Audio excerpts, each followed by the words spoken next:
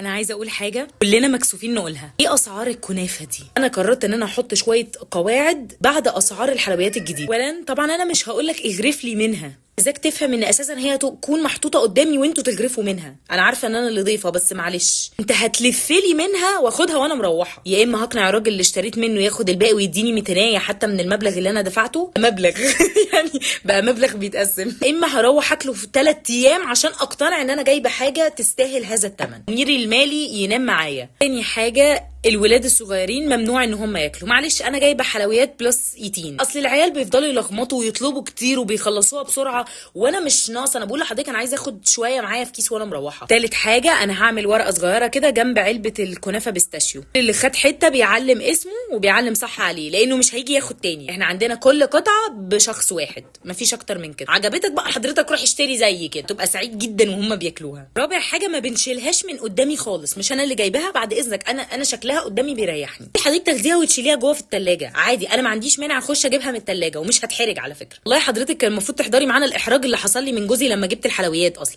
فانا خلاص يعني فقدت كل الاحاسيس بالكرامه، فبلاش هيبقى منظرك انت مش لذيذ، خليها بره زي ما هي. نتانه نتانه والله.